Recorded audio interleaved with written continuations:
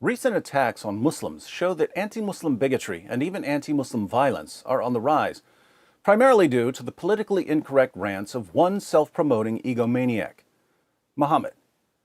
For nearly 14 centuries, Muslims have been slaughtering their fellow Muslims. Of course, Western politicians and reporters regularly assure us that Muslims who kill other Muslims aren't real Muslims because Islam prohibits Muslims from killing other Muslims. But these clueless, spineless politicians and reporters are forgetting one thing: Muhammad.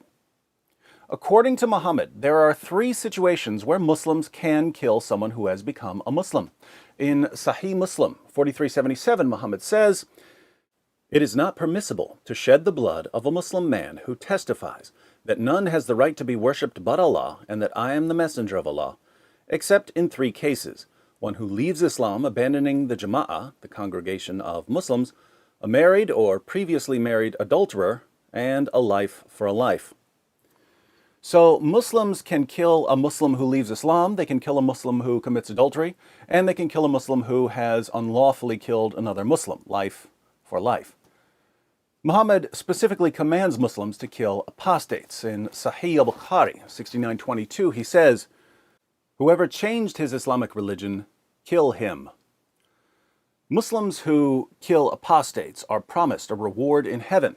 In Sahih al-Bukhari 6930, Muhammad declares, "During the last days there will appear some young foolish people who will say the best words, but their faith will not go beyond their throats, i.e. they will have no faith, and will go out from, i.e. leave, their religion as an arrow goes out of the game. So wherever you find them, kill them, for whoever kills them shall have reward on the day of resurrection." Notice what Muhammad says here. We tend to think of apostasy as officially renouncing one's religion, but Muhammad commands his followers to kill people who are saying the right words, but whose faith doesn't go beyond their throats. So these aren't people who renounce Islam. These are people who claim to be Muslims, but don't have any real faith. Muhammad orders his followers to kill them.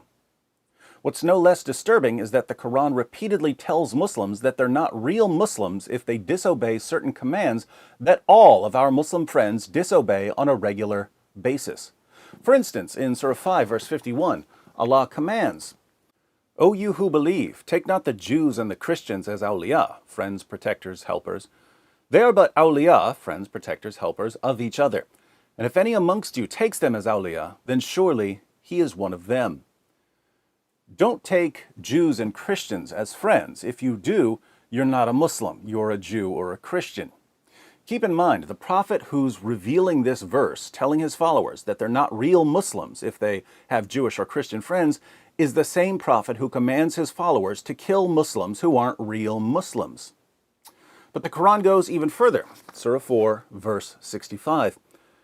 "But know, by your Lord, they can have no faith until they make you, O Muhammad, judge in all disputes between them, and find in themselves no resistance against your decisions, and accept them with full submission." You have no real Islamic faith until you have no resistance against Muhammad's decisions and you submit fully to those decisions. I've never met a Muslim who has no resistance against Muhammad's decisions.